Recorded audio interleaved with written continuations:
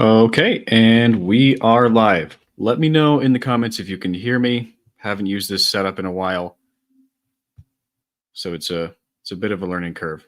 Dr. Longrich isn't here yet, so we're just gonna hang out in the chat for a little while. See if he gets here. Hey, Darknix. Hey, Spiner Dragon. How's it going? So yeah, we'll just start off by talking with you guys. It's been a long time since we had a stream, so let's see what's new with me. I graduated. I got my bachelor's in biology, minor in geology. That was awesome back in August. I'm working on my master's at BYU right now. I am describing an exceptionally large Ceratosaurus specimen that was discovered back in the 90s and has not been described, which is pretty cool. So that's been fun. I named him Elrond. I have no idea, what the actual sex of the specimen is. I don't think you can really tell, but it's a big Ceratosaurus, which is really cool. Other projects I've been working on. This morning I released Darius Now's GDI tutorial as its own thing. That's sort of a lead up to this big project I've been working on with a bunch of paleontologists for like the past month and a half. It basically goes through all of the different ways that you can estimate the size of extinct animals. So it talks about isometry, talks about allometry formulas. GDI includes a brief sort of condensed version of the longer tutorial that I posted this morning.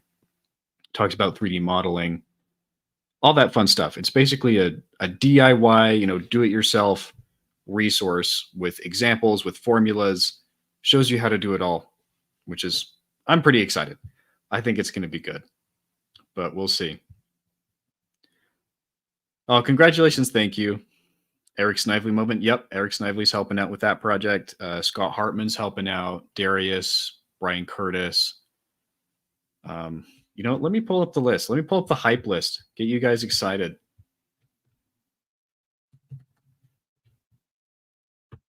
It's pretty awesome. I'm pretty stoked for this project. Let me pull up that is the wrong video. Hold on. Paleontology size guide. Here we go.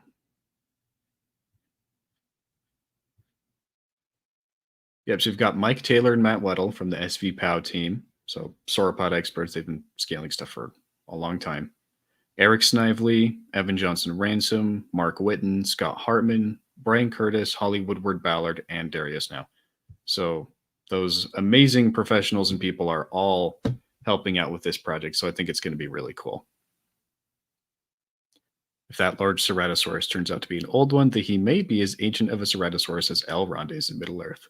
The lore master Ceratosaurus. That would be pretty cool. G'day, Vividan. Hey, Volley, how's it going? I can't wait about the Ceratosaurus. Yeah, me too. I'm really excited. It is a hefty animal. The femur, we just have a proximal femur in terms of the leg bones, but it's huge. It's way bigger than any of the other Ceratosaurus femurs as far as I'm aware. Oh, looks like Dr. Longrich is in. Let's go ahead and add him to the stage. Okay, why am I not, is my camera, where's my camera? Is my phone? Let's see. It looks like you're pointing at the ceiling at the moment. It's a little hard to tell. It's probably why is it streaming off my phone somehow? Is that kind of, or I don't know what's going on. I can't see what's, yeah. Good question. Yeah. Did you open the StreamYard link on your phone? No, I opened it on my laptop, but it's for some reason I'm not seeing the camera's not working. Where's the yeah, God. Settings, camera, HD. Oh, there's a webcam that's somewhere plugged in here. That's the problem. Gotcha. That would do it. Okay. There we go. Hello and good morning or good afternoon for you, I guess. I have a PhD. Did you know? That's like it does not, unfortunately, make me very proficient in using technology these days. Very, very little does with how rapidly it changes. Yeah. Okay, yeah. So we're running a little late at trying to figure out the links and grab a cup of coffee and everything like that. So no worries. You're totally fine. We're doing great. Just chatting about Ceratosaurus and how cool Ceratosaurus is while we were waiting in the chat. So It's a cool animal. Yeah, those ginormous blade-like teeth, those big horns. It's you know, it was kind of one of my favorite dinosaurs when I was back in high school. It just looks so freakish. But although it never really gets that big, does it? It doesn't get like as big as the allosaurs or Yeah.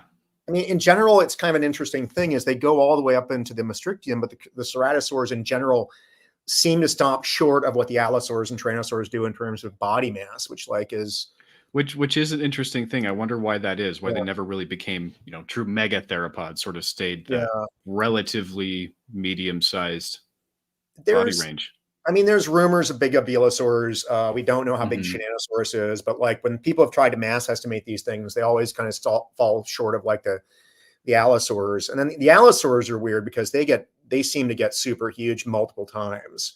Like you Yeah. got like, you know, it kind of isn't. I think we have to sort out that phylogeny, but they seem to be Tyrannosaurs get really big once with T-Rex, and you know the allosaurs seem to be doing that repeatedly with the Giganotosaurus. Over and over again. Yeah, the Yeah, Carcharodontosaurs got massive over and over again. yeah, Which is yeah. pretty So it's interesting just how they kind of did a that differently. yeah. Some guys get big and some guys don't. And Ceratosaurus, it's you know nice blade-like teeth and kind of a cute animal, but not that huge. Yeah. So But yeah, it makes it special still. Yeah, it's got its yeah. own little niche going on in the Morrison. I mean, it'd be an apex predator today. That's the thing we think about. A Oh, small, yeah, it's for a sure. small giant predator. So Still they're twice the size of a polar bear. yeah. There you go. So It's yeah, huge. Awesome. All right. Well, let's go ahead and get started with some of our general questions. So, for yeah. those in the chat who maybe haven't attended a live stream before, what we Okay. typically do when we have paleontologists on the channel is we have this list of general questions that we ask everybody. You know, their Yeah. specialties, things that they worked with, how they got into paleo. And then for the second half of the stream, we open up to the audience questions. So be thinking now of the sort of questions that you want to ask Dr. Longrich and yeah, think about those. All right, Okay. let's Great. go ahead and get started.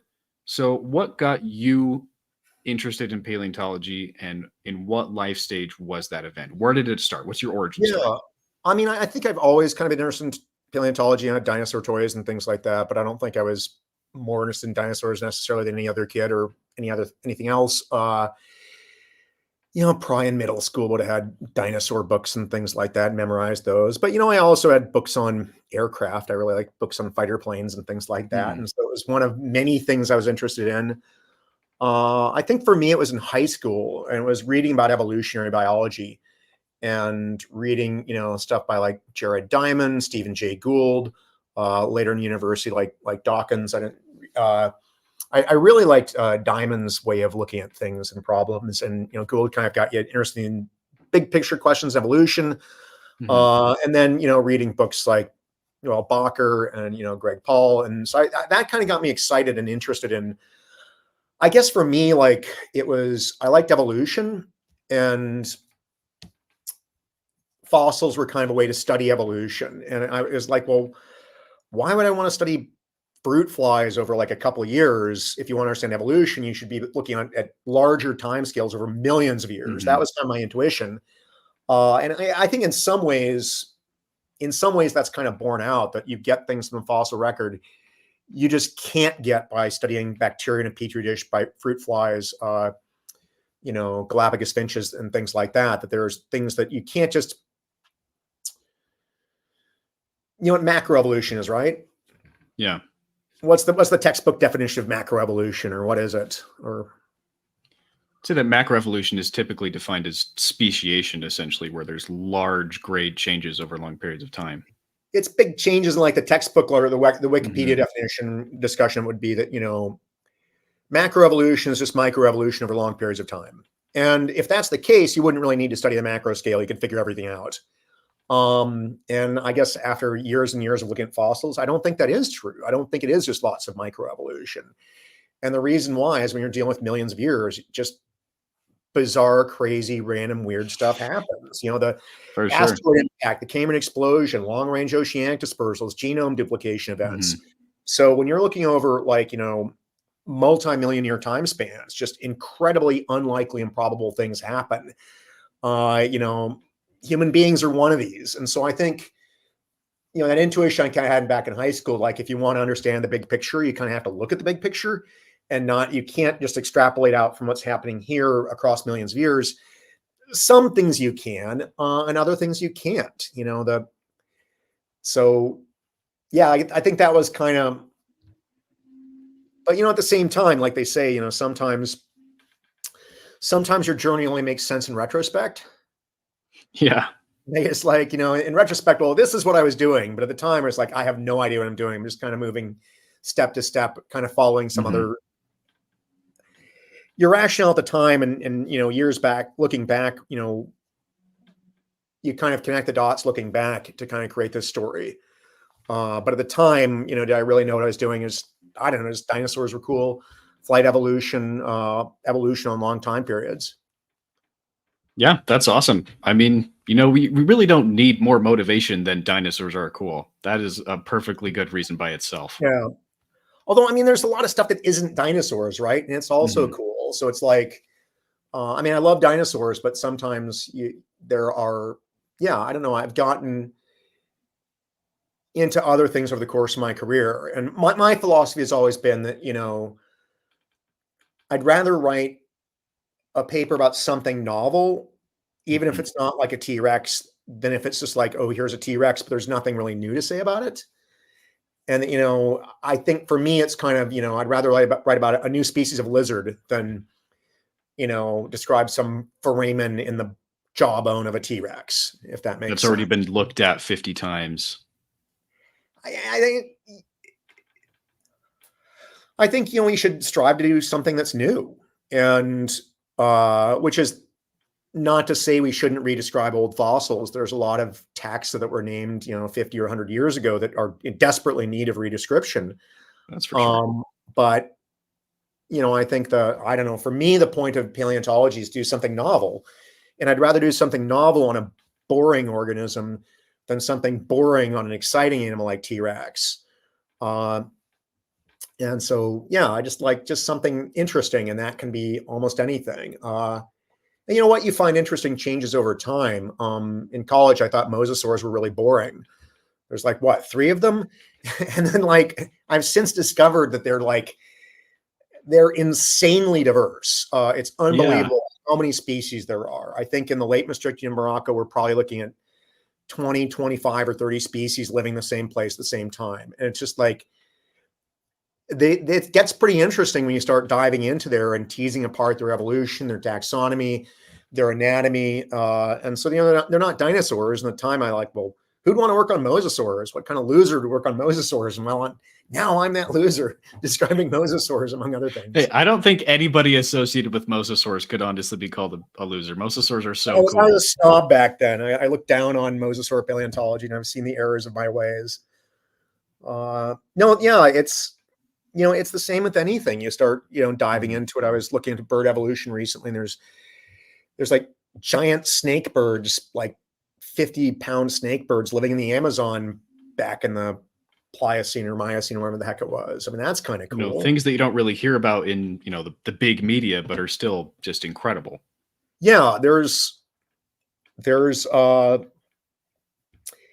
and I've started, doing a lot of reading on like evolution in deep time. As you get back into the Precambrian period, there's some extraordinary stories there about, how did we come to be and how our planet evolved, and, learning about like the formation of the Earth and early evolution of life on Earth is fascinating. There's some really remarkable stories. Amazing.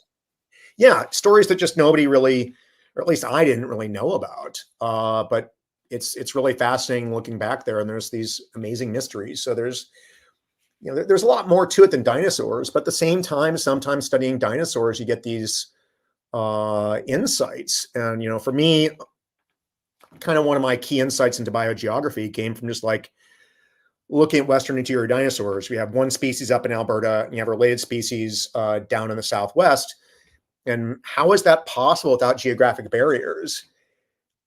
And it finally struck me, and the plants aren't that different. And what finally struck me is the thing that was probably enforcing these species barriers were the dinosaurs themselves, that they prevented each other from dispersing.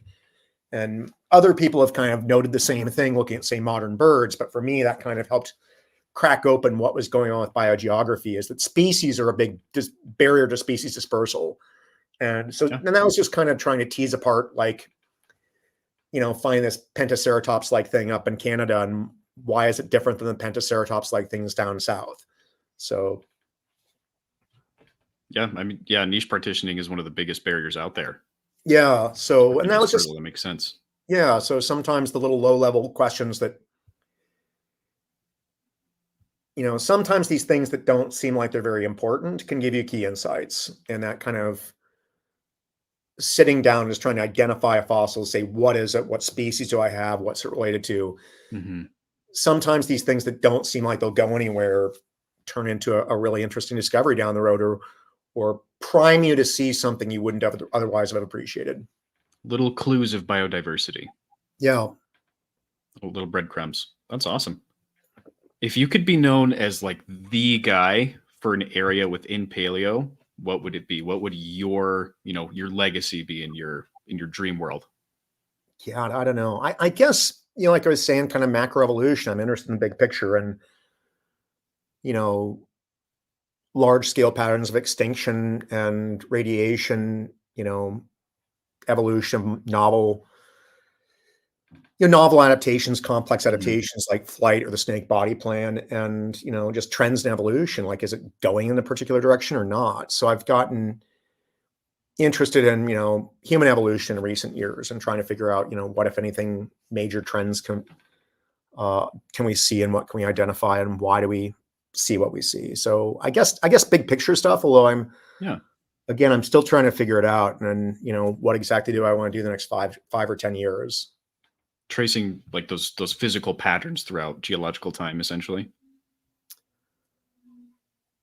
Yeah, I guess just, macroevolution. Like, how is it different than the micro? And one thing I've been discovering is the role of mass extinction, that I think, we eventually kind of came around to the idea starting in the 80s and 90s that Chicxulub was a big deal. And I think what a lot of people didn't really appreciate is how big a deal it was. It's like, oh, it gets rid of the dinosaurs. And it's like, well, you can't really have an event that wipes out the dinosaurs without simultaneously hitting everything else. It's not a smart missile. It's not like laser targeted and everybody else is unaffected. It's like, well, why wasn't anything else affected? Well, it's kind of in relative terms. Like, your dinosaurs are 100% wiped out. A group that is only 99.9% wiped out is a winner or a survivor. But that's still a massive diversity loss. Yeah. So like birds, for example, so non-avian dinosaurs, 100%. Birds do better in the sense that some species survive, but maybe 3 bird species survived. So 3 out of, let's say, 3,000, 1 in 1,000, that's a pretty severe event. And that massively changes bird evolution. Mammals are probably, well above 90%, maybe 95% extinction. Lizards, maybe 80, 90%, et cetera, et cetera.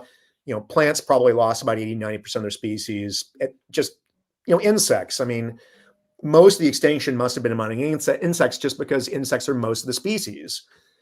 Now, we don't have the record, amber or insect fossils in lake beds to where we can track that.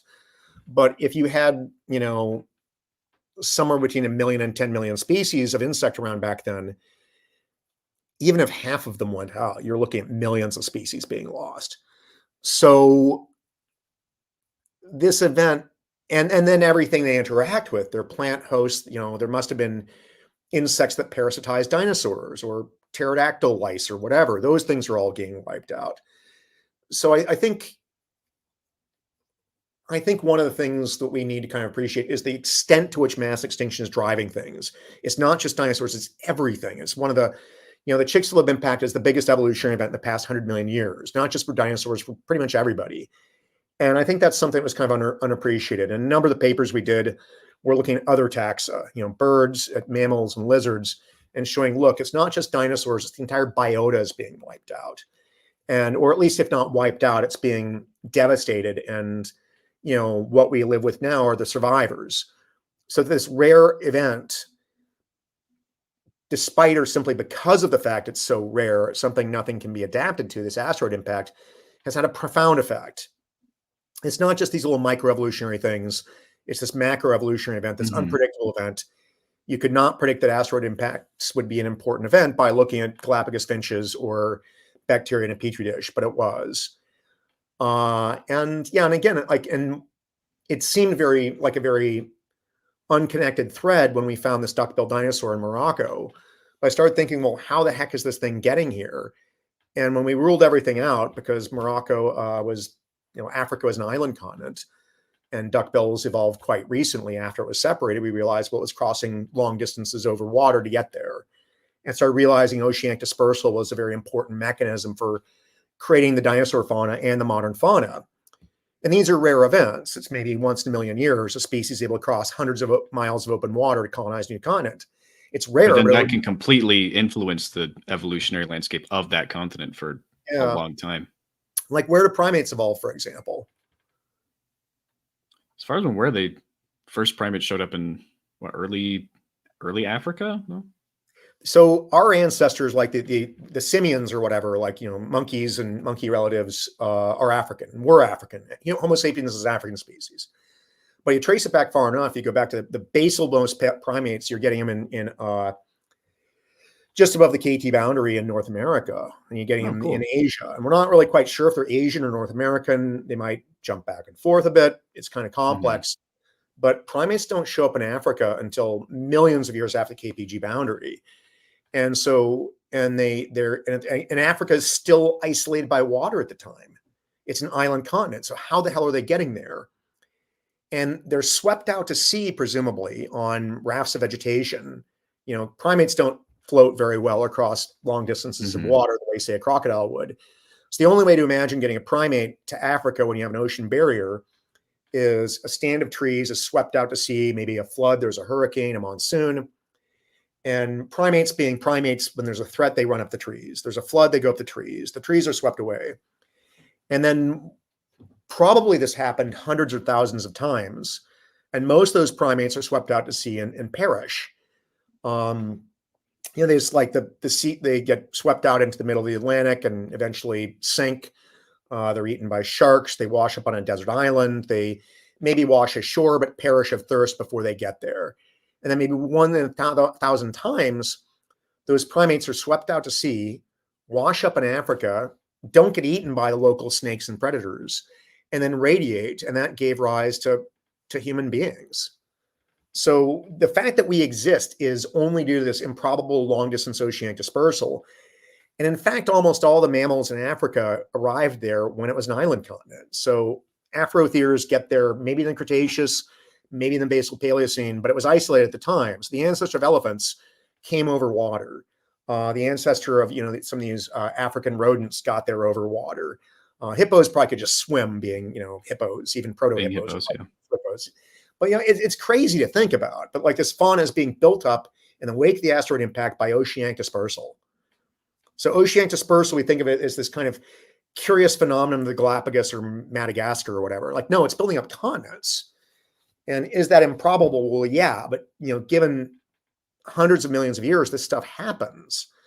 So at least for me, that's kind of been the interesting thing about, what I've kind of learned from paleontology in the past 10 years or so, is just the role in which these improbable events, given enough time, they become probable. It's sort of like the infinite improbability drive and the Hitchhiker's Guide to the Galaxy. Fantastic series. Yeah. So just like, crazy stuff happens and you turn on the improbability drive.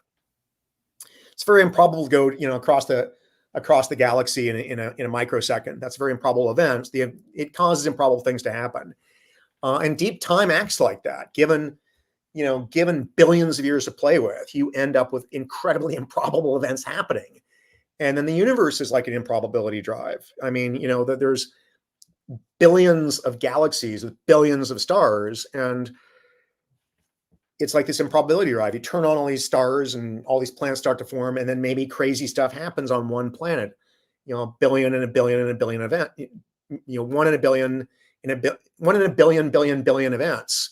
And maybe we're one of them. Maybe dinosaurs are one of them. I don't know. I mean, it's just like. But then if the sample size is big enough, things are going to happen. We live in a big galaxy and a big universe, and weird stuff is going to happen, and maybe we're part of that weird stuff. Yeah, I don't know. I mean, that's kind of I think that's the kind of, to the extent I have a big idea, that's kind of my big idea, is that improbable things happen. So I don't know. That's awesome. All right, let's look Next general question.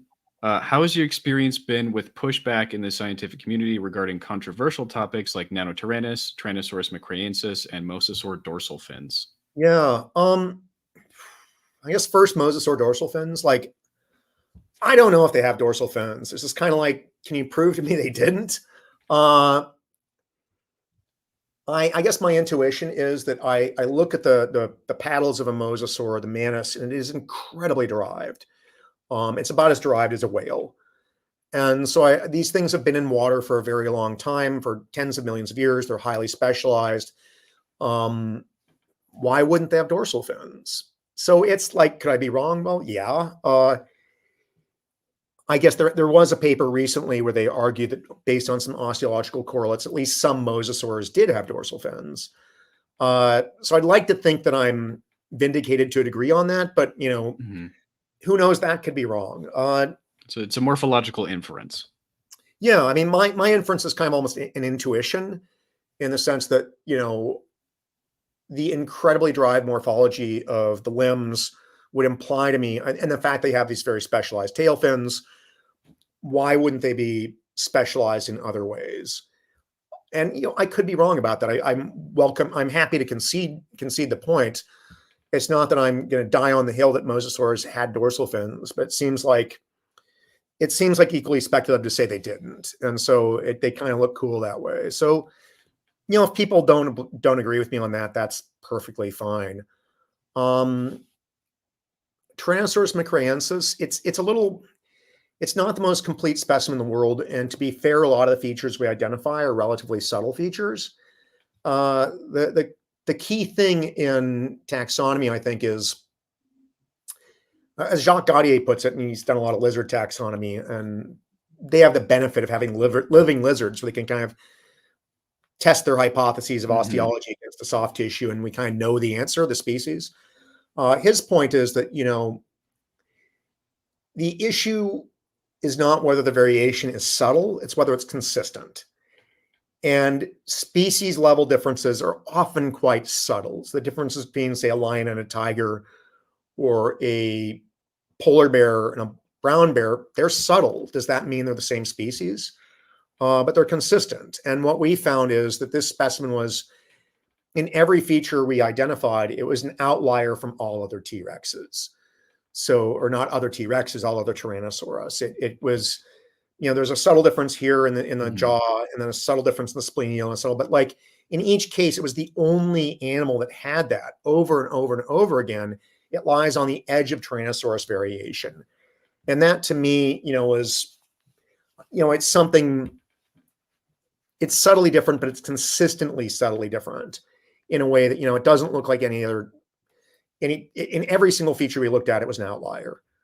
And it was consistently more primitive. It had a few more derived features, but consistently tended to be more primitive in the morphology than your typical T-Rex. So the big thing there is that we think that the animal is probably quite a bit older than the others. And in terms of its individual lifespan, or in terms of geologic timescale? Geologic. It's like it's further down in the section. And unfortunately, we have a lot of radiometric dates just below, but not above. So what we'd love to have is a radiometric date above it saying, okay, it must be older than that. And just like, if those ashes exist, nobody's sampled them yet. But we tried a number of different approaches to kind of guesstimate, calculate how old it would be. And we consistently came up with answers, in the early Maastrichtian or even latest Campanian. So if you take the radiometric dates to the bash beds below, and the spacing between them, how many meters apart they are, and kind of, guesstimate depositional rates, we're not that far into the Maastrichtian or maybe in the late Campanian. Likewise, we tried it several different ways. So is this completely foolproof? No. But to get this thing being latest Maastrichtian would require some really, really weird stuff. Incredibly rapid deposition rates, essentially. Like a big hiatus or something, which as far as I know, there's no evidence for. And, hey, we could be wrong. I mean, that's science. Everything some people act like the point of science is to know things with certainty. And that's not science. It's science by its nature. I mean, you want certainty, you go to religion. you know, Jesus saves. You have absolute certainty if that's what you choose to believe. You know, in mathematics, you can calculate things and say with, you know, you can do mathematical proofs and have mathematical certainty that the, you know, the two shorter sides of the triangle, the squares of that equals the square of the longer side. We can prove that 100%. The nature of science is that for a scientific hypothesis to be true, it must be falsifiable, which means that a counterexample could always come along and, you know, prove that you're wrong. And so that's just science. You know, it's like, I mean, I'm not saying you should throw out things you think are likely to be wrong, but yeah, I mean, someone could come along and say, okay, here's a radiometric date. It's 66 million. Someone could find examples that look like this animal in the Hell Creek and show that it's just continuum of variation without us and T-Rex. But like, you know, so far, nobody's got that. So yeah, I mean, I think the evidence for me, the weight of the evidence says this is a distinct species. The weight of the evidence says it's a bit older. And, you know, one way or another, you know, we'll find out. Hopefully you know, I'd love to see another radiometric date. I'll bet you a beer that the wait, are you in Utah? Yeah. Okay. Can I bet you a beer, just like a Coke or something? Or it's like, I'll bet, I don't know. Sorry. It's, but you know, I'd bet you a buck or something that if you get a radiometric date, that our animal will be significantly older than 66 to 67. Mm-hmm. And I could lose that bet. And that's okay. Yeah. It's like, I think people get like, well, what if you're wrong? Well, that's how science advances. You know, that the scientific method is about being wrong. You throw out a hypothesis. Oh, that's wrong. You throw out that hypothesis. That's wrong. You throw out that hypothesis. You're wrong. Like, I mean, Alvarez didn't immediately, when Alvarez figured out the mass extinction, it wasn't like he's like, aha, asteroid. He was wrong multiple times. He said, you know, you know, maybe it's volcanoes. And well, that didn't work. Didn't fit the geochemistry. Well, maybe it's a supernova. That didn't work. And then finally, after a process of elimination, he was wrong and wrong and wrong and wrong. It's like, well, could it be an asteroid? It's like, well, I can't disprove that. I can't prove that's wrong. And so, you know, so, I mean, okay, yeah, maybe I'm wrong on that Tyrannosaur. It's not the end of the world. I'm not going to be, I mean, yeah, I'll feel a bit disappointed. I might feel a bit sheepish, but it's not the end of the world if it turns out to be a T-Rex. I don't think it is, but, you know, so there's that. And then of course, Nanotyrannus. Oh man. The real beast in the room. Yeah. I've seen a lot of pushback. What I've not seen is a lot of reasoned argumentation. It's kind of like you kind of say, okay, here's why we think this Nanotyrannus is distinct. We think because of the growth curves. We think the lack of intermediates between it and T-Rex. Because we have a juvenile T-Rex that doesn't look like Nanotyrannus. So here's all our evidence, and the pushback just seems to be like, no, it's not. You know, everything we say it's not a juvenile T-Rex, they say, yes, it is. And it's just like experts say. And like, that's not how science works. You know, science is not about the consensus of the experts, right? Like, that's not how we establish truth. What establishes a scientific truth? It's evidence. It comes down to evidence. I mean, if a million people say something and the evidence says something else, you have to go with the evidence. And, you know, I mean, there's a saying that in science, the only expert that is never wrong is nature. So it doesn't matter how many times people say something if nature tells you otherwise. If everybody, and look, hey, I was one of the guys saying Nanotyrannus was a juvenile T-Rex. It seemed entirely plausible to me 10 years ago. Well, of course, it's, you know, it's smaller. It seems to be mature. We don't have any juvenile T-Rexes. Of course. I mean, why would you think it's anything distinct? And then, you know, as happens in science, I got proven wrong. I saw some evidence that was very compelling and showed me that, you know, these things are radically different than T-Rexes, and there wasn't a way to derive a T-Rex from this thing. I mean, the arms are too big. Have these incredibly long snouts in some of these specimens that are just utterly unlike a T-Rex. And I realized, okay, I got that wrong. And, you know, so I looked at the evidence and changed my mind. And, the pushback, people were saying, oh, they'll publish a rebuttal, in a matter of weeks. Well, it's been almost a year and there's been no rebuttal. It's true. So, I mean, that's like, and if we're wrong, it should be fairly easy to show how and why we're wrong. But people say, oh, you're wrong. But well, how? Where do we go wrong? And so I think I just haven't seen a lot of, evidence brought out to show that, if we got it wrong, great. Now, I'm not saying we got everything 100% right. It was a big study, a lot of observations. We had to code all these specimens. I'm sure there's some miscodes in there. I mean, statistically, it's very unlikely we got every single little thing right. It's inevitable on something of that scale. But, if we got this wrong, we must have done something fundamentally wrong. And one of the things I find very striking is, what about our baby T-Rex? I mean, that's kind of just conveniently ignored. We have this frontal bone. What is that? We say that's a young T-Rex. And that's just ignored in the discussions. I'm sorry, but if that's a young T-Rex, that's completely fatal to the hypothesis, even if it's just a frontal bone. But frontal bones are highly diagnostic. And it doesn't look like Nanotyrannus. It looks like a scaled down juvenile T-Rex. Is this the frontal that was found in the Sioux quarry? No, it's a frontal it was in the UCMP collections. It was surface collected years and years ago. And it's one figure in this longer paper. And years ago, I ran across this thing in the collections, not knowing what it was. And it's like, well, this is a tiny little tyrannosaur. And I'm like, well, what is this? This is a Nanotyrannus or T-Rex. And in the process of going through this huge, long process of trying to distinguish, here's the T-Rex characters, here's the Nanotyrannus characters, what distinguishes them, I went back and looked at that frontal, and it shows a bunch of T-Rex characters, and we have frontals of comparable size that show Nanotyrannus characters.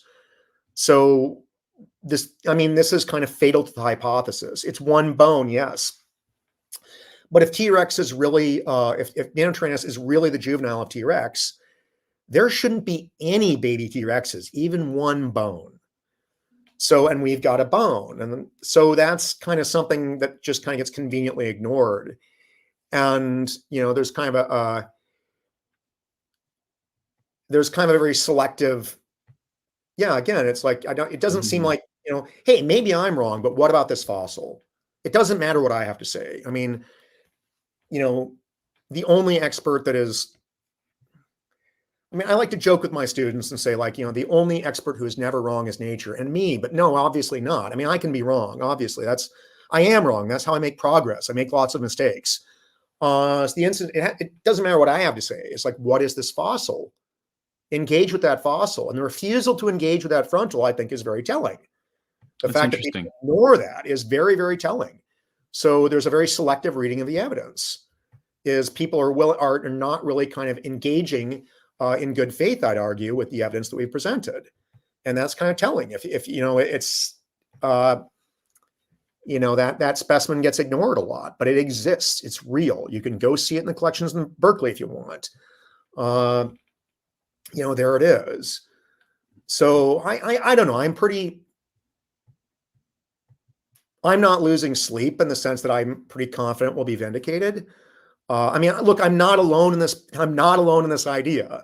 It's like, the pushback that we've gotten is why a lot of people are kind of, for various political reasons, people don't want to wade into the debate. There are a lot of Tyrannosaur experts out there who agree that Nanotyrannus is a distinct taxon. Let's just say that. They don't want to go on your podcast because maybe they'll get a lot of pushback, but that's, I'm not sure that the expert consensus is actually where people think it is. I think the expert consensus has shifted a lot behind the scenes in recent years. I've been hearing rumblings of that as well. I think there's going to be a lot more things about that coming up pretty soon. And again, so that tells you something, that's like people are, and again, the striking absence of that rebuttal. If our, I love that. There's that line from Groucho Marx where he's like, wow, this is so simple that even a child of 5 could understand it. Quick, fetch me a child of 5. If our paper is so trivially wrong that, a child of 5 could explain why it's wrong, well, explain why it's wrong, or go find a 5-year-old child to explain why it's wrong. But so if you have a problem with the argument, debunk the argument. Debunk the argument. And, and again, like this idea of expert consensus establishes truth, I think, is deeply unhealthy. There is an Mhm. element of groupthink and conformity here, that because everybody else says this, I'm going to not just believe this, but loudly signal that I believe it to show that I'm part of the in-group. I'm part of the cool kids. And that's really unhealthy for science, and especially the progress of science. I mean, if you think about it, at the start of every scientific revolution, the correct hypothesis is the minority report. It's the minority view, right? I mean, what did experts say when Darwin came along? They thought species were fixed. I mean, there were rumblings of evolution. He wasn't the first guy, but it was a minority view. Continental drift when Wegener came along. Who else believed in continental drift? He was alone. He was a kook, or seemed to be. He was the only person, as far as I know, he's the only guy. When he started arguing that, nobody else thought the continent started out and then spread apart over time, started out together and spread out over time. So that's an example of a paradigm shift where the minority view was, same thing with the idea that the Earth goes around the sun. That was the minority view when guys like, Copernicus were working. Mhm. To be fair, every lunatic compares themselves to Galileo and wrongly persecuted and things like that. But it's true that guys like Galileo were in the minority. And at the start of so every paradigm shift starts out with the consensus thinks one thing is true, and a small number of dissenters come out and say, well, actually, maybe it's not. Are birds descended from dinosaurs? The experts said they weren't. Did an asteroid kill the dinosaurs? The experts said they didn't, that it didn't. So I think it's kind of, the expert consensus in general points to the truth more often than not. It's a pretty good proxy. To a first approximation, you want to know what's correct these days, look at the expert consensus, and maybe 9 times out of 10 or more, it is correct. But it's not always that simple. No, and if you want to make progress in science, you need to focus on that minority of places the experts are wrong. So I think there's something very unhealthy, I think, for science and society, where we just defer to experts like they're priests with the coming down with the truth from on high. Because it's easy. It's easy to do that. And more, I think, so it's socially easy. It's in terms of not getting skewered by, it's always easiest to go along with the group. It's the easy choice. Look, does it really matter in terms of if T-Rex and Nanotyrannus are distinct or not? Obviously not. It's not like it's not going to affect the course of human society. It's not going to affect the course of human society. It's not like the world will end. It's not like a bunch of people die of cancer, et cetera, et cetera, et cetera. My thesis would be, though, that there are important matters where the science does have consequences. Is this drug safe? If the expert view is wrong, people can die. Are we taking the correct steps to mitigate climate change, or are we overreacting to it? If you take the wrong steps, that can cause a lot of damage. Issues of what's the appropriate way to deal with a pandemic. Sometimes the experts are not correct, and in those cases, it can cause massive damage when we're wrong. And I'm not going to be one of these people who says, like, don't trust anybody, be suspicious of everything, nihilist conspiracy theorist thinking or anything like that. I'm just saying that, like, the experts are wrong a lot more often than we'd like to think. And that's an uncomfortable thought. Look, if the experts were always right, why would I be out of a job? We wouldn't have to sell new textbooks every year. We wouldn't have to publish new papers. There'd be nothing left to do if the experts wouldn't be asking questions anymore. Yeah, I'd be like, what? And I'm not one of these people. I'm not like a reflexive contrarian. That's equally stupid as just going along with the flow all the time. It's just always saying, experts say the world is round, but is it really? Like, that's a waste of your time. But it's like, I'm interested in that minority of places where the expert consensus is wrong. That's the interesting science happens. The 1 out of 10. One or less. And but it depends. Like, there are places where science really has it nailed. Like you can, the science on which your cell phone is based is that will allow you to navigate down to a few meters of precision. So if you're lost in the desert, you can trust that phone to tell you where you are most of the time within a few meters and get yourself out of there. Or, the science that keeps the airplane flying. It keeps the wings from snapping off. It keeps the plane stable. That's highly, highly reliable. Where does science get it wrong? It tends to get it wrong with issues of complexity. So human biology is really complex. Human psychology is incredibly complex. That's why there's all these replication crises. They can't replicate half the psychological phenomena because maybe that phenomenon only worked at this particular college campus in 1983 when they did the study.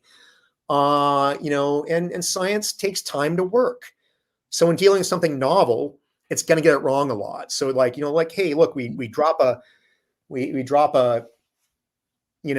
pandemic on everybody and we're running around trying to figure out what the hell is going on. It takes time for science to figure out to work. Especially with novel problems like that, where that was the first global pandemic that we'd really had since the Spanish flu 100 years ago. Yeah. And so you got 2 weeks to figure out what we should be doing. Like you're going to get a lot wrong. And that's not to say that we should, obviously I'm not relying on, look, it's all relative, right? Kind of like with extinction, science gets it wrong less often than any other way of looking at the world. So if I rely on, divining tea leaves, science way outperforms that. But, even let's say, science is 90% accurate, you still got to factor in it's wrong about a lot of stuff. It's going to be wrong on important issues. Not Nanotyrannus. I'm talking societal wide, issues that will affect us. Science gets it wrong all the time. And, so a degree of healthy skepticism, and like anything, skepticism and contrarianism are, they're best in moderation. You don't want to blindly trust every hypothesis. You don't want to blindly distrust everything science says. You want to be. But it's a useful tool. Skepticism is important. A healthy skepticism, and when and how to be skeptical. Exactly. And complex issues, science gets wrong a lot. Evolution, biology, psychology, science, it performs better than anything else, but not always that well. Novel problems, complexity, sometimes issues with a strong social component to it. If there's a lot of political pressure, science doesn't perform well because humans are influenced by politics. If you are a scientist and you work for a tobacco company, you have a strong pressure to find that your cigarette's not killing people, right? Science doesn't work well in those circumstances. There are conflicts of interest. We're human. If I've spent 20 years of my life pushing a particular hypothesis, it is difficult for me to look objectively at it and say that it's wrong. I've got so much invested in that. It becomes emotional at that stage. If I've written a textbook that says the Clovis people are the first people in the Americas, and I've been saying that for 30 years, and I've been getting up in front of conferences and saying Clovis first, I have been publishing papers on that. I've trained all my graduate students to believe that. And then they come up with evidence of people in the Americas not 12,000 years ago, but 20,000 years ago, or even 30,000 years ago. It is difficult for me to suck up my pride and then say, hey, maybe I got that one wrong. I've got so much ego and pride in my career invested in saying humans got to the Americas 12,000 years ago, right? It's hard. I can't, it's hard for me to objectively look back at my research, and I'd like to think that I got a lot of, stuff right, but it's very hard for me to look objectively at that because it's my stuff. So science does not perform well when there's conflicts of interest. And one of the biggest conflicts of interest is the human ego. You want to be right and win the argument all the time. And I think one of the biggest things I've learned to do is stop giving a damn about that so much. To be okay with being wrong and to accept that, hey, I might be wrong. And every paper is a bet and I might lose that bet. And I'm okay with that.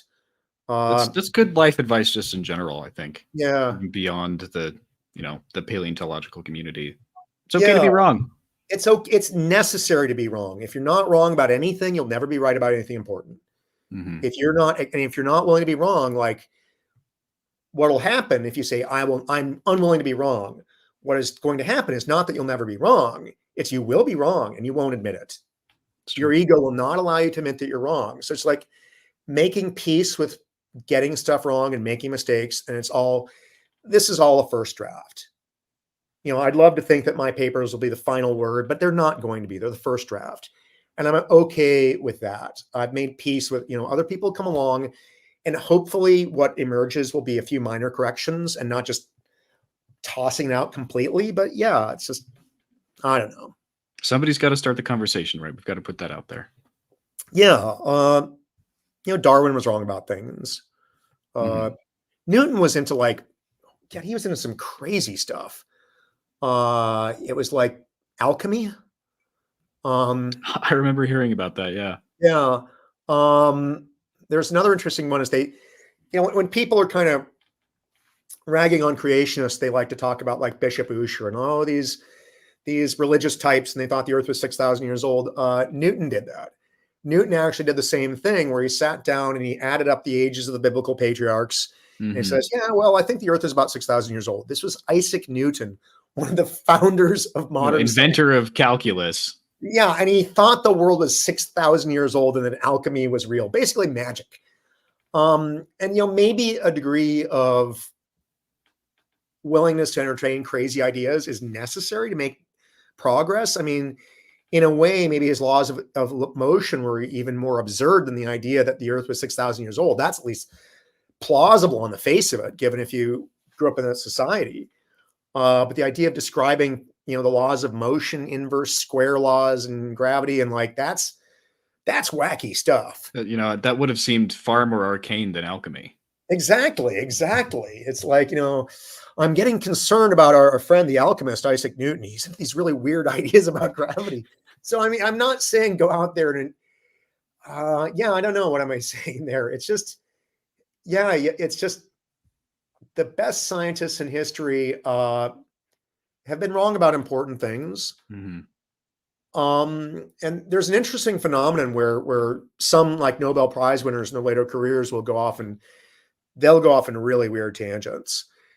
And again, I'm hoping I don't, I hope I'm not in, and I hope in 20 years, I'm not talking about the moon landings being faked or anything like that. But I think, there's a difficulty where you train yourself to be open-minded, and then maybe you get rewarded by being open-minded. You stick your neck out, and then kind of double down on that. Well, I'll be super open-minded about everything.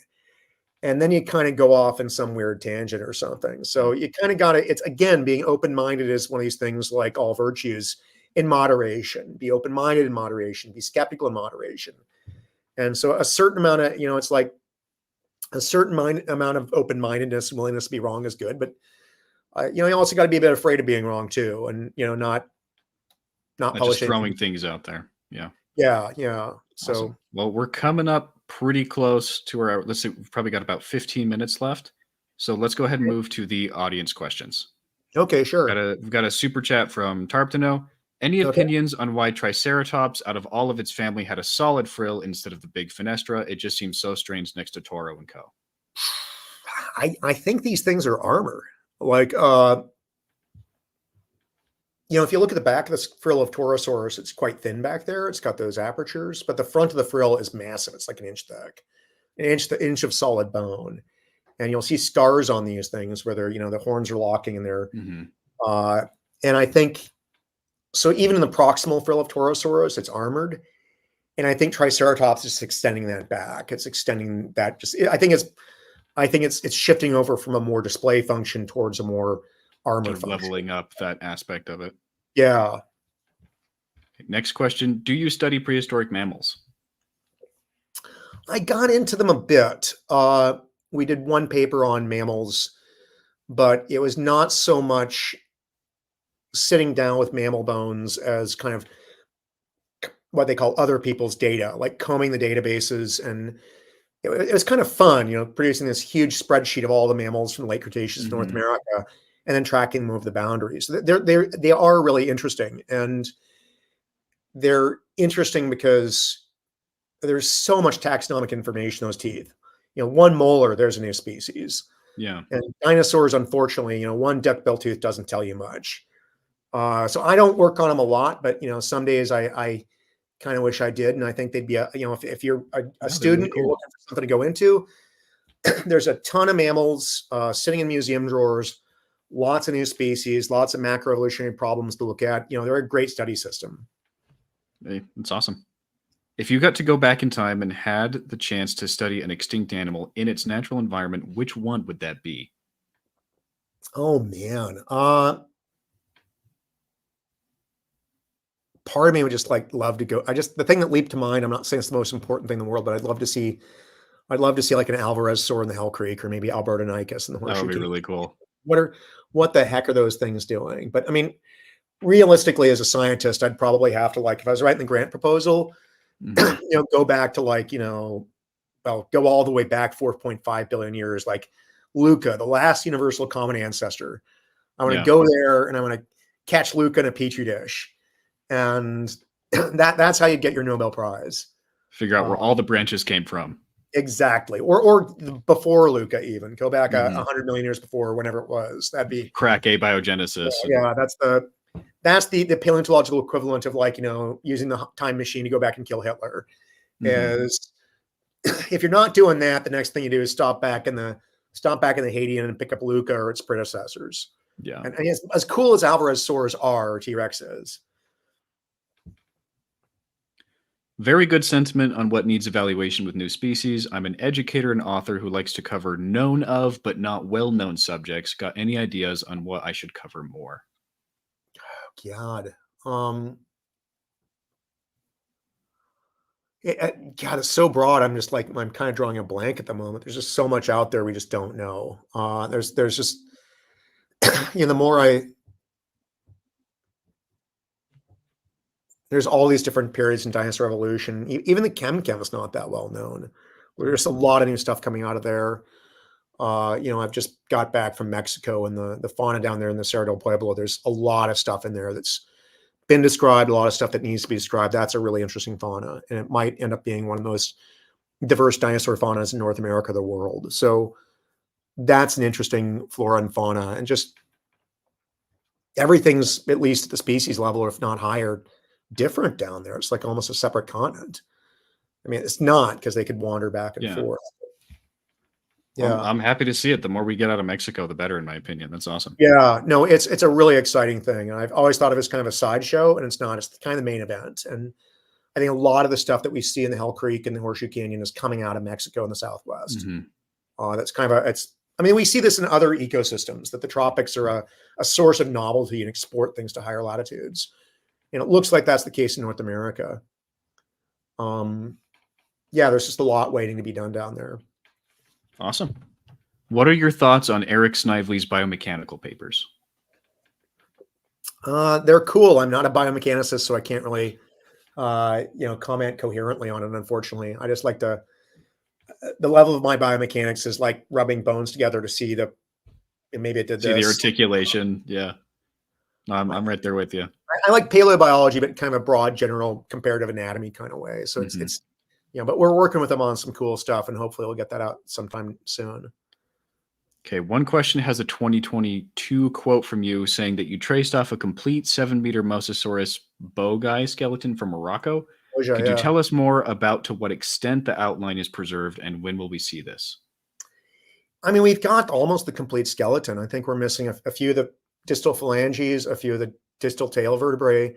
It's really complete. It's beautiful. You know, Wow. that's acquired for a museum.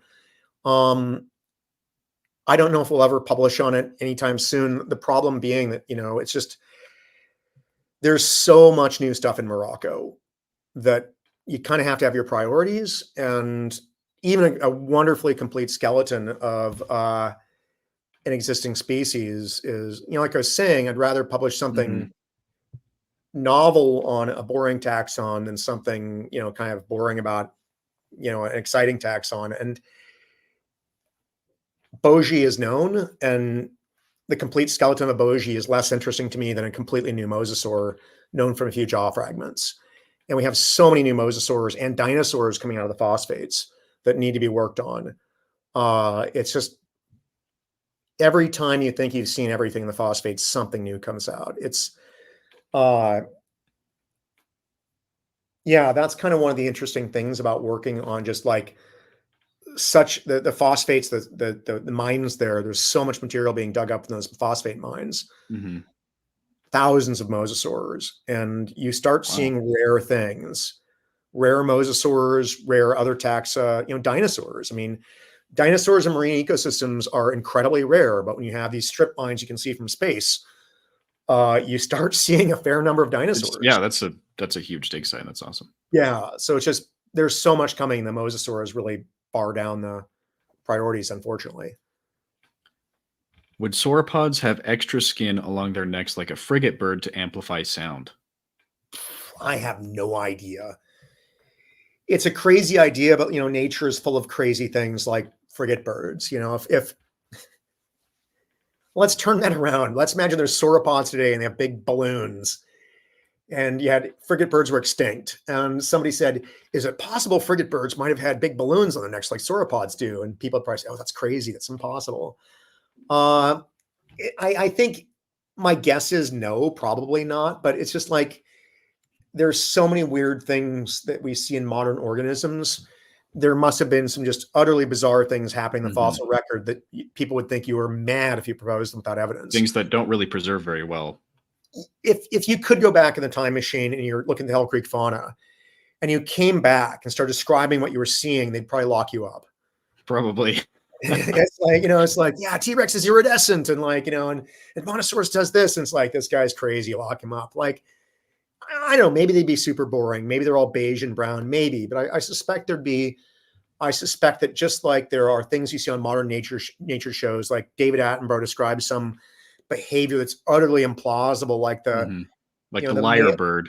The lyrebird, there's like the little male anglerfish that fuses with a female, and it's like there's a great Mark Twain quote where he says, "Fiction has to be believable. The truth is under no such constraint," or words to that effect. That yeah, reality doesn't have to be believable. It's crazy and it's real whether or not you believe it. Yeah, and there's just like some of the just most asteroid impacts, long distance oceanic dispersal. These are not believable, but they happened, and it's interesting to think about what we're missing. For sure. A question related to the Ouled Abdoun Basin: will the Sidi Dawi titanosaur be officially described at some point? I mean, hopefully. I can't really say too much about what we have or don't have, but there's always new material coming out of these faunas, and there's every year something else turns up. There's a lot of really interesting things coming out of Morocco, and it's kind of fun because we've gone from having almost nothing from this fauna to where I think at the end, I mean, it'll be one of the better late Maastrichtian faunas when we're done with it, I hope. And that'll just we'll have to be patient and wait for things to turn up and describe them. Yeah. Pokesaurus says, please tell Longrich, seeing that Nanotyrannus paper gave me the boost to get through work. Pokesaurus has been an ardent Nanotyrannus supporter for a long time, so he's very excited. You're not crazy, man. It's You're not crazy. I don't know. Yeah, I'm not crazy. Of course, that's what crazy people say. No, it's an interesting phenomenon. Like, setting aside the scientific debate, there's been just such this pressure, not just to say that you're wrong, but that you're almost on this lunatic fringe if you don't agree with this idea. There's been that's been kind of interesting. And, getting that pushback that, it's just it's not been treated as this and it's kind of interesting because, let's see where the debate is in, a year to 5 years or whatever. But if it does flip, this is going to be interesting because a lot of the people pushing this really hard, pushing Nanotyrannus, were part of the amateur community or the commercial paleo people. And it was the people in universities who've been predominantly, the so-called experts who've been pushing that it's wrong. So, yeah, I don't know. That'll be kind of an interesting thing. And I think it'll be there's an interesting magazine article, maybe even a book in there about like this debate, looking back what happened. We'll see how things evolved and how things evolved and why. If the scientific community got it wrong, why did they get it wrong? And again, ask again in a couple of years. I strongly suspect the terrain will look very different in the near future. Yeah, I'm sure it will. Okay, we got another super chat. Do you think the dueling dinosaur theropod is a species of nano or a separate genus? Well, we kind of briefly, I don't want to get too much into this because it's under study, but we lay out in the paper that there is another thing that's been named out there called Stigivinator. And it's based on what everyone would agree is a juvenile, but is it a juvenile of T-Rex, a juvenile of Nanotyrannus, or juvenile Stigivinator? And this might seem, okay, they're going totally crazy now, or even splitting, not just splitting nano off, but splitting nano. But I mean, Hell Creek spans a reasonable amount of time, about 1 million years. It's a pretty diverse ecosystem. And, I don't know. I think we just need more fossils, but I'm not convinced everything that's put in nano is necessarily even nano. There's the debate about how many is T-Rex, limiting that to the Hell Creek, Lance, Scholard, etc. Is that all one species, or is there more than one species in T-Rex, 2 or even 3? I think you can make a strong case that there's probably more than one in there. That being said, how do you diagnose it? What specimens or what species, et cetera, et cetera? I don't know. I have a hunch we'll end up with more than one Tyrannosaurus species in the Hell Creek, but I don't think the matter is settled, and I think we need more research. And, hey, maybe the same happens to nano. So I think a lot of things. More research is always good. Yeah. There's been a systematic pattern in modern biology of underestimating diversity, what they call cryptic species. Is they go out, they get more specimens, they sequence the DNA, they look at the anatomy more in detail, and whether it's something like cats in the Amazon basin or rattlesnakes in Mexico, they say, oh, we thought it was all one species. Now it's multiple species. All these lemurs in Madagascar are actually a whole bunch of, it's a species complex. Mm-hmm. And that's been a consistent pattern where in the modern fauna, where you can't really ask for better data than having the full animal in your hand and all skeleton and skin and colors, we're still underestimating diversity. So is it likely with the fossils that we're overestimating or underestimating diversity when we have so much left to go on? And I'm not saying every bone with every slight difference in this little knob is a different species, but I give you a dozen duckbill skeletons, and would you be able to tell if they were two separate species that they were separate species? I think I think we're underestimating diversity, but could be wrong. Okay. I think we've just got time for 2 more questions. First one, the Poya Man is asking, I think they're asking how strong the Labocania support data matrix is for the new species. I think what we found is that there were a number of different features that kind of consistently pointed towards there being this clade. So a lot of it comes down to these frontal bones because they're robust and a lot of animals preserve the frontals. Frontals are diagnostic. So we found frontal morphology. That was one of the key features that pulls the teratophonians together. But then looking elsewhere, we started finding features in other parts of the skeleton. So we found like the jugal, for example, these things tend to have pretty large orbits, and Tratophonius, Pistagia versor, and our new animal all seem to have quite large orbits. And then we found, similarities between the ischium of our animals kind of bowed, and Tratophonius and Labocania anomala also show that. So what I found that was quite striking was, even though these are very fragmentary animals, we couldn't code a lot of characters, we found character support in very different parts of the skeleton that aren't clearly functionally related. So it's not like all on the skull. So setting aside issues of support values or whatever, the fact that we're getting a consistent steer from different parts of the anatomy makes me think we're on the right course. That being said, all of these things are scrappy as heck. Pistia versus got that beautiful skull, but not a lot else. What we really need is more complete skeletons of these animals. And eventually that will happen. And hey, maybe we're wrong, in which case, somebody will hopefully prove that when we get better specimens. Yeah. All right, last question. What are your thoughts on the Apatosaurus and Brontosaurus controversy? Because the last time I went to the Field Museum, they still Yeah. had a video about how Brontosaurus was just an older Apatosaurus. It's so this is kind of an interesting question in that what is it? Apatosaurus excelsus is the type species of Apatosaurus, and Brontosaurus ajax, is that the type specimen of Brontosaurus type species? I think it's the other way around. I think it's Actually, Google this. Brontosaurus excelsus and Apatosaurus ajax. Yeah, I looked into this for Apatosaurus ajax. Yes, you're correct.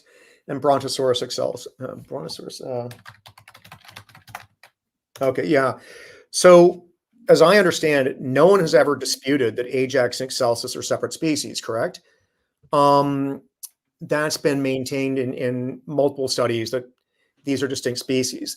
The question then becomes: do we put them as two species in one genus or in distinct genera? Mm-hmm. And I guess my question would be is how do you establish scientifically which approach is correct? And some people might say, well, I just think we should have big genera with lots of species. It's more efficient that way. It's more parsimonious or whatever you want to say. I think the best taxonomic system has lots of species and a few genera. That's okay, but that's kind of your choice. You're just saying you like that better. It's more efficient. It kind of, it's a less messy system than having lots of genera to remember. But that's a value judgment or a choice. That's your opinion. That's not like, oh, I did a t-test and I found that, no, you've just kind of arbitrarily decided you like fewer genera. Mm-hmm. Maybe my rationale would be is like, well, Brontosaurus is one of the coolest names in human history, and kids love the name, and it's got huge adoption. Let's just keep it. Now, is that a scientific argument? Well, obviously not. That's a value judgment. But is that any less scientific than saying, oh, it's more neat and efficient to have a few genera? No, it's not. They're equally arbitrary. A genera is a human construct. We can argue a bit about the extent to which species are real, but genera are a human construct. It's like saying, should you organize your books according to alphabetical by title, alphabetical by author, by size, or by color? It's very subjective. It's totally subjective. It's totally arbitrary. There's not a scientific way. If I organize my books by color and you come in and say, that's crazy, you shouldn't do it that way. So, well, why is your system better? Well, it's more useful. Well, mine's more useful for me. It makes my bookshelf look awesome. So it's equally arbitrary. If you want Brontosaurus to be a distinct genus because you think the name is cool, that's equally valid as saying, I think it's more efficient to have it all in one genus. And how different do you need to be? There's not a really good way to answer that. By the same token, let's say they're separated by 6 million years of evolution or whatever. Let's put them all in one genus. Well, then shouldn't humans and chimps go in one genus? Why are we separate genera? It's like, well, we're different. Mm-hmm. Like, that's arbitrary. Like, well, we're different than apes. We have language and nuclear bombs. Like, okay, sure, but that's not an objective scientific criterion. You're just saying nuclear bombs give us our own genus. Instead of, I don't know whether would chimps be sunk into Homo or would Homo be sunk into Pan? I forget which. That's a good question. I don't know. But I could publish a paper making us all one genus. And my argument would be is like, I just want to emphasize our connectivity to the rest of the apes. And that's equally as valid as saying nuclear bombs give you your own genus. Mm-hmm. So, that's part of it. I think what people forget is like, it's like arguing about what your favorite color is. Blue, no, red. And it's like, there's no way to settle that. And there's no way to settle whether to make it Brontosaurus or Apatosaurus. And like, it ultimately comes down to an arbitrary decision. And it's kind of all, there's no way to answer that. Do what you want to do. I think Brontosaurus sounds awesome. It does. It's a great name. It's onomatopoeia, whatever you call it. Like, you can imagine like Brontosaurus. It's like, it's kind of, it sounds like the animal. It's so wonderful. It's one of those great names like T-Rex or Brontosaurus. One of the most famous names in the world. Like, it's just like, it's iconic. Why deny children the pleasure of saying Brontosaurus just so you can be pedantic? Say, oh, well, really, they're the same thing. They classified it. Look how smart I am. And it's like, let the kids have their fun. Let them have their Brontosaurus. Just I don't know. I'm not. It's not being scientific to sink them. It's pretending to be scientific. It's a cool name. Let's leave it at that. Right, awesome. Thank you for your thoughts. Okay. We are about out of time. Okay, sure. Thank you so much, Dr. Longrich, for coming on the channel. I think this was super awesome. I'm sorry that I couldn't get to everybody's questions, but thank you all for coming, and this was super great.